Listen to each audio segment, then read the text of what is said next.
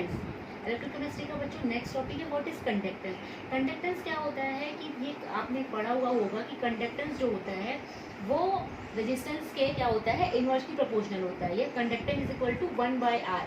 Are आपका क्या होता है, रेजिस्टेंस होता है। आप रेजिस्टेंस को कैसे समझेंगे, कि आपने वायर देखी होगी जो कि आपके इलेक्ट्रिकल एप्लीकेंस में लगी हुई होती है, तो उस वायर के थ्रू क्या करती है, आपकी करंट या चार्ज का क्या होता है, उसे हम चार्ज कैरियर कह सकते हैं। तो उसी तरीके से आप इलेक्ट्रोड के केस में देख लीजिए कि ये आपके दो इलेक्ट्रोड्स हैं, इनके बीच की जो सेपरेशन है वहां पे आपके वायर का लेंथ था, जैसे फिजिक्स में आप ये फॉर्मूला पढ़ चुके होंगे, R is equal to rho L upon A. तो वहां पे L क्या था, वायर का लेंथ था, A क्या था, वायर का क्रॉस सेक्शन एरिया था, रेजिस्टेंस क्या था, वायर का था। लेकिन हम यहाँ पे क्या बात कर रहे हैं, इलेक्ट्रोड की, इलेक्ट्रोलिटिक सेल की बात कर रहे हैं। तो इसमें हम क्या करेंगे, जो हमारा L है वो दो इलेक्ट्रोड के बीच का सेपरेशन है, A हमारा क्या है, एरिया है कि हमारे इस इलेक्ट्रोड्स का क्रॉस सेक्शन का एरिया क्या है। और हम इसमें देखेंगे कि इलेक्ट्रॉन, ये जो आपके इलेक्ट्रोड्स है, ये इलेक्ट्रॉन्स आर चार्ज कैरियर। अब इस चार्ज कैरियर में कैसे कंडक्शन हो रहा है, कैसे इलेक्ट्रॉन्स फ्लो कर रहे हैं, तो ये जो आपको कंडक्टेंस कुछ बताता है, वो कंडक्टेंस इज इक्वल टू आपका क्या हो जाएगा, 1/r रेजिस्टेंस। रेजिस्टेंस की यूनिट आपको पता है कि ओम होती है, जिसको आप इससे शो करते हो। अब कंडक्टेंस की यूनिट क्या होगी, 1/ρ या 1/r। 1/r आपका क्या है, ओम इनवर्स हो जाएगा। ओम इनवर्स को हम मो भी कह सकते हैं या सीमेंस भी कह सकते हैं। अब यहाँ पे देखिए, आपका जो रेजिस्टेंस होता है वो स्पेसिफिक रेजिस्टेंस और L/A के क्या होता है, इक्वल होता है। यानी L के वो क्या है, डायरेक्टली प्रोपोर्शनल है, एरिया के क्या है, इनवर्सली प्रोपोर्शनल है। रो को आप स्पेसिफिक रेजिस्टेंस या रेजिस्टिविटी भी कह सकते हो। तो अब यहाँ देखिए कि जब आप इसकी वैल्यू को, C की वैल्यू को यहाँ पे R की वैल्यू को, R इक्वल टू क्या हो जाएगा, 1/, से इसमें पुट करोगे तो कंडक्टेंस इक्वल टू आपका क्या हो जाएगा, 1/ρ 1/L/A। इस 1/, आप रो को ही आप क्या कहोगे, आपका रो क्या था, स्पेसिफिक रेजिस्टेंस, और कंडक्टेंस आपका क्या था, 1/r। कंडक्टेंस जो होता है वो रेजिस्टेंस के 1/r होता है। लेकिन अगर स्पेसिफिक कंडक्टेंस की बात कर रहे हैं तो वो स्पेसिफिक रेजिस्टेंस के इनवर्सली प्रोपोर्शनल होगा। ये दोनों टर्म आप याद कर लीजिए कि 1/r is conductance, 1/ρ is specific conductance. उस स्पेसिफिक कंडक्टेंस को आप किससे शो करोगे, कप्पा से। ये आपका क्या है, कप्पा, इसे हम कप्पा कहते हैं, या तो इसे स्पेसिफिक कंडक्टेंस कहिए या आप कहिए इसे कंडक्टिविटी। अब यहाँ पे देखिए कि आप इस इक्वेशन पे, यहाँ पे 1/ρ की ये जो ये वाली इक्वेशन है, 1/ρ की वैल्यू पुट कर दी तो ये कप्पा हो गई, और 1/L/A। अब L/A को हम क्या लिख सकते हैं, x। हमने मान लिया कि हमारा कोई कांस्टेंट है जिसे हम क्या कहते हैं, सेल कांस्टेंट। अब इस 1/L को ये क्या हो जाएगा, 1/x हो जाएगा। देखिए 1/L/A, 1/A क्या हो गया आपका, 1/ देखिए x हो गया। तो कप्पा इज इक्वल टू क्या हो जाएगा, C इंटू एक्स। तो अगर आपको ये इक्वेशन अगर निकालना हो कि कप्पा में यानी स्पेसिफिक कंडक्टेंस में और कंडक्टेंस में रिलेशन क्या है, तो specific conductance is equal to conductance into cell constant. अब सेल कांस्टेंट कैसे निकलेगा, हमें लेंथ पता हो, एरिया पता हो, तो उससे हम निकाल लेंगे। अब एवरी जितने भी इसमें आपके टर्म्स है उनकी आपको यूनिट पता होना चाहिए। अब कप्पा, C की आपको मैं बता दी कि मो भी हो सकती है, ओम इनवर्स, ये सीमेन हो सकता है, और आपका x क्या है, L/A है। L आपका क्या हो जाएगा, सेंटीमीटर, और एरिया का सेंटीमीटर स्क्वायर। उसको जब आप काटोगे तो आपको सिर्फ सेंटीमीटर बचेगा, तो ये आपका क्या हो जाएगा, सेंटीमीटर इनवर्स। अब मोलर कंडक्टेंस की बात करते हैं। अगर हम सोल्यूशन को ये मान लेते हैं कि हमारा उसकी जो मोलैरिटी है या मोल्स है या कंसंट्रेशन है वो कितनी है, 1 मोल है। अगर हमने 1 मोल मान लिया तो मोलैरिटी की डेफिनेशन मैंने आपको क्या बताया कि number of moles present in 1 litre of the solution या volume of the solution in litre. अब ये V लीटर, अगर V आप निकाली तो अगर नंबर ऑफ मोल्स हम 1 मान ले, यहाँ पे आप ये सपोज कर लीजिए कि नंबर ऑफ मोल्स आपके क्या है, 1 है, तो ये 1/m हो जाएगा। इस V लीटर को आप मिलीलीटर में कन्वर्ट कर दीजिए तो 1000 से क्या हो जाएगा, इसका ये मल्टीप्लाई, तो 1000/m।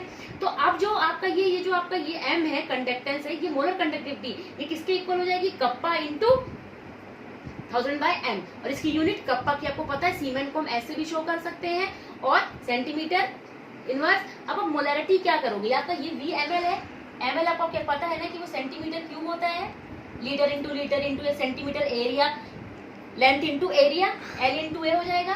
तो ये सेंटीमीटर क्या हो जाएगा, आपका क्यूब हो जाएगा। उस सेंटीमीटर को एक इस सेंटीमीटर से आप क्रॉस करोगे तो सेंटीमीटर -2, और आपका मोल, नंबर ऑफ मोल्स आपने 1 मान रखा है, इसलिए इसकी ये यूनिट। इक्विवेलेंट कंडक्टेंस निकालना है तो ये हम किससे निकालेंगे, नॉर्मेलिटी से निकालेंगे।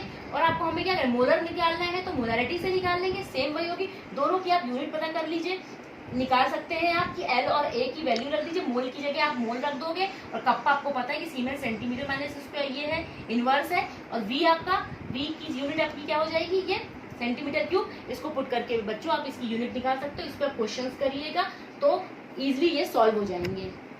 पढ़ाऊंगी according to Faraday second law, पहले आप डेफिनेशन समझ लीजिए, फिर आपको मैं बताऊंगी। ये पहले इसका आप सेटअप समझिए कि ये आपने दो सेल ले लिया है, आपने दो इलेक्ट्रोलाइटिक सेल ले लिया है। अब दो इलेक्ट्रोलाइटिक सेल को आपने एक बैटरी से या एक बाहर के कनेक्शन से क्या किया है, इसे जोड़ दिया है। जोड़ने के बाद अब जब भी आपका ये इलेक्ट्रोलिसिस का प्रोसेस होगा, आप चार्ज फ्लो करोगे, करंट फ्लो करोगे, तो कितना मास कलेक्ट होगा इलेक्ट्रोड्स पर, इसको फेराडे ने एक्सप्लेन किया कि जो अगर पहले तो वो जो आपका फर्स्ट लॉ था वो एक ही सेल के लिए था, लेकिन अगर हम सीरीज में, ये सीरीज कनेक्शन है, देखिए सीरीज में कनेक्टेड है, नॉट अ पैरेलल। अगर ये सीरीज में कनेक्टेड है तो इनका लॉ क्या था, for any series connections of two और more than two cells the ratio of their respective weights of at any electrode equals to the equal mass ratio. कहने का मतलब ये है कि कितना ये अमाउंट यहाँ डिपॉजिट हो रहा है, ये उस आपके मेटल के डायरेक्टली प्रोपोर्शनल होगा उसके इक्विवेलेंट वेट के। कैसे, ये देखिए आपका पहले तो हमने इसे ए बी सी डी मान लिया। ये आपका क्या, देखिए ये एक सेल है, ये कैथोड हो गया, ये इसका एनोड, ये कैथोड, ये एनोड। और फर्स्ट लॉ से आपको ये पता है कि W is equal to E into I into T 96500। अगर हम इस वाली सेल के लिए ले रहे हैं तो आपको पता है कि W is equal to E I T 96500। अगर WB ले रहे हैं तो इसके लिए ये हो जाएगा। अब जब आप इसको डिवाइड कर दोगे तो आफ्टर डिवाइड करने की ये देखिए कैंसिल हो जाएगा, तो WA upon WB is equal to EA upon EB। कहने का मतलब ये है कि वेट का रेशियो और इक्विवेलेंट वेट का जो रेशियो है वो बराबर या इक्वल होगा। तो हमने यहाँ पे सिल्वर का इलेक्ट्रोड लिया है और सिल्वर नाइट्रेट आपका सोल्यूशन है, ये दोनों इलेक्ट्रोड आपके सिल्वर के हैं, इसमें कॉपर के इलेक्ट्रोड हैं, तो WAG अपॉन कॉपर का weight, equivalent weight of silver divided by equivalent weight of copper. अब आपकी रिएक्शन क्या होगी, आपको पता है कि कैथोड है और ये एनोड है, ये पूरी एक सेल होगी, उसका ये कैथोड है एनोड, ये पूरी सेल होगी, उसका एक कैथोड है एनोड। कैथोड पे आपको पता है कि क्या होगा, आपका रिडक्शन होगा, एनोड पे क्या होगा, ऑक्सीडेशन। अब कैथोड पे आप देख लीजिए आपका सिल्वर है, एक्वा सोल्यूशन है, ये देखिए ये एक्वा सोल्यूशन है, तो ये वाटर भी होगा। और जो मैंने आपको सीरीज इलेक्ट्रोकेमिकल सीरीज बताई थी कि according to standard reduction potential के बेस पे ये होगा, किसका रिडक्शन होगा, किसका ऑक्सीडेशन होगा। तो अब आप ये देखिए ये 19 पे है, इसका जो पोटेंशियल है वो सबसे ज्यादा है, तो कैथोड पे जिसकी एसआरपी ज्यादा होती है उसका रिडक्शन होता है, तो आपको सिल्वर ऑब्टेन होगा। यहाँ पे सिल्वर आपका कलेक्ट हो जाएगा। एनोड की बात करते हो तो एक आपको एनोड पे क्या होता है, ऑक्सीडेशन होता है, तो नेगेटिव आयंस मिलेंगे प्लस पानी ही मिलेगा और सिल्वर। अब इसमें क्या होगा कि एनोड पे क्या होता है, ऑक्सीडेशन। ऑक्सीडेशन मतलब रिमूवल ऑफ इलेक्ट्रॉन, एक इलेक्ट्रॉन निकल गया और आपको सिल्वर और सिल्वर आयन मिल जाएगा एक इस सेल में। सेकंड सेल की बात कर लो, ये कैथोड, ये एनोड, कॉपर का इलेक्ट्रोड है, कॉपर सल्फेट का एक्वा सॉल्यूशन है। तो अब यहाँ देखोगे कि किस सेल पे आपके ऑक्सीडेशन हो रहा है, किस पे रिडक्शन हो रहा है, और आप कैथोड पे आपको कॉपर मिलेगा। आप इलेक्ट्रोकेमिकल सीरीज से इनकी वैल्यू देख लीजिएगा कि कॉपर की आपकी क्या होगी, ज्यादा है कि पानी की ज्यादा है। आपको एनोड पे देखिए कॉपर मिलेगा और कैथोड पे भी आपको कॉपर ही ऑब्टेन होगा।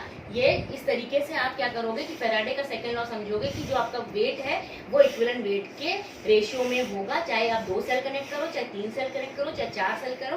ये सीरीज कनेक्शन में अगर हमें क्वेश्चन सॉल्व करना हो तो अकॉर्डिंग टू दिस मेथड होगा। थैंक यू बच्चों। व्हाट इज कोलोचिस लॉ, कि ये आपका क्या मैंने बताया था कि मोलर कंडक्टिविटी है आपकी।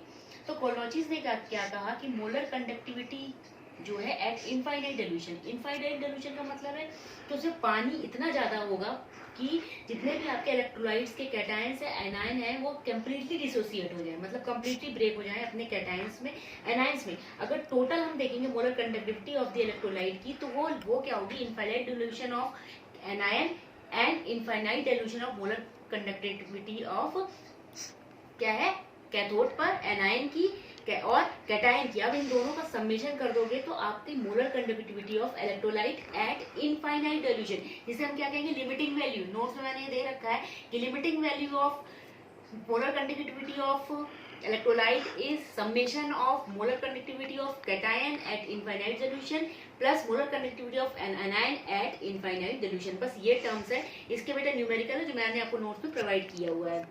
अब हम आपकी नेक्स्ट टॉपिक पे आ रहे हैं, बैटरीज। व्हाट इज बैटरीज, बेटा घर पे देख रखा है ना आपने, क्या बैटरी यूज करते हैं आप रिमोट्स में, वॉचेस में, क्लॉक में। तो वो बैटरीज है क्या, उसका स्ट्रक्चर क्या है, वो भी पूरी आपकी इलेक्ट्रोकेमिस्ट्री पर ही बेस है कि सब पे इलेक्ट्रॉन्स कैसे फ्लो करते हैं और उसके अकॉर्डिंग ये बैटरीज बनी होती है। अब बैटरीज भी कितने टाइप्स की है, 2 टाइप्स की है। एक प्राइमरी बैटरी या कह दीजिए या सेकेंडरी एक प्राइमरी सेल और एक सेकेंडरी सेल। अब ये देखिए प्राइमरी सेल क्या है, आपने नॉर्मल बैटरी देख रखी है जो आपके रिमोट्स वगैरह में लगी हुई होती है, वो आपने देखी होगी, या आपके ट्रांजिस्टर में लगी होती है। वो बैटरी क्या होती है, आप उसको एक बार यूज करते हो फिर फेंक देते हो, तो कहने का मतलब क्या है, वो नॉट रीयूजेबल होती है। फिर चार्ज आप क्या कर सकते हो, उसको चार्ज करके फिर ये रीयूज कर सकते हो, नहीं, तो नॉन क्या होती है, चार्जेबल होती है। और इसमें बैटरीज में ये पॉइंट याद कर लीजिए कि इनपुट जो हम देते हैं वो क्या होता है कि केमिकल रिएक्शन होती है, उसके बाद आपको इलेक्ट्रिकल करंट मिलती है या इलेक्ट्रिसिटी मिलती है। तो ये क्या होता है कि केमिकल एनर्जी चेंज होगी। इलेक्ट्रिकल में केमिकल हमारा क्या है, इनपुट है, और इलेक्ट्रिकल क्या है, हमारा आउटपुट है। प्राइमरी में आपको दो सेल्स पढ़नी है, लेग्रांजी सेल या dry cell and mercury cell. Secondary cell क्या है, पहले आप ये जान लीजिए। सेकेंडरी सेल क्या है, आपने इन्वर्टर देखा है घर पे, वो आपकी सेकेंडरी सेल है। कैसे, आप उसको चार्ज करते हो फिर से ये रीयूज करते हो, तो चार्जेबल भी है, रीयूजेबल भी है। सेकेंडरी में आपको कौन सी पढ़नी है, lead storage battery and fuel cell. Today I can only provide you only primary cell. Primary cell में भी फर्स्ट टॉय क्या है आपकी, लेग्रांजी सेल या ड्राई सेल। अब लेग्रांजी सेल जो आपने क्लॉक देख रखा है और घर पे जो ट्रांजिस्टर होता है, आप उसमें लेग्रांजी सेल को क्या करते हो, यूज करते हो। अब जो आप वो यूज करते हो बैटरी से, तो कितनी आपको करंट मिल पाती है, कितना पोटेंशियल मिल पाता है, 1.5, इससे ज्यादा नहीं मिलेगा, क्योंकि वो फिर वो क्या करती है, रिचार्ज वो हो ही नहीं सकती है। अब वो उसका स्ट्रक्चर क्या है, आप बाहर से देखते हो तो आपको बस वो बैटरी जैसा लगता है, लेकिन उसके इंटरनली आप देखेंगे कि एक कैथोड होता है, एक एनोड होता है, एक पे ऑक्सीडेशन होती है, एक प्रोडक्शन। तो स्ट्रक्चर उसका क्या है, ये देखिए उसका सेटअप है। ये आपकी बैटरीज होती है कि ऊपर आपका क्या होता है, कैप लगा हुआ होता है। ये जिंक का क्या होता है, कंटेनर होता है। बीच में ग्रेफाइट का क्या होता है, आपका इलेक्ट्रोड लगा हुआ होता है। और यहाँ पे एक कंपार्टमेंट हम बनाते हैं जिसके अंदर की हम क्या करते हैं, एक पेस्ट भरते हैं। उस पेस्ट में आपका क्या होता है, NH4 अमोनियम क्लोराइड होता है, जिंक क्लोराइड होता है, मैग्नीशियम ऑक्साइड होता है, और साथ में ब्लैक कॉपर होता है। तो ये जो आपका जिंक का जो कंटेनर है बाहर की तरफ, वो एनोड की तरह वर्क करता है। और ये जो आपने ग्रेफाइट जो इस आपकी कैप से टच हो रहा है ये ऊपर, ये कैथोड की तरह वर्क करता है। अब आपको दोनों इलेक्ट्रोड्स मिल गए, तो आप खुद ही सोच रहे हो कि यहाँ पे अब क्या होगा, ऑक्सीडेशन रिडक्शन दोनों होगा। तो एनोड पर आपको पता है कि ऑक्सीडेशन होगा, ऑक्सीडेशन होगा तो क्या होगा, लॉस ऑफ इलेक्ट्रॉन। जिंक ने क्या किया, दो इलेक्ट्रॉन्स देके अपने वो जिंक आयन में कन्वर्ट हो गया, तो ये आपका एनोड हो गया। अब कैथोड पे क्या होगा, आपका मैग्नीशियम ऑक्साइड। याद करने का तरीका क्या है कि आप बस ये याद कर लीजिए कि आपका मैग्नीज जो है वो +4 से +3 में जाएगा। +4 से +3 में जाना नहीं, रिडक्शन हो रहा है, इलेक्ट्रॉन्स को ले रहा है।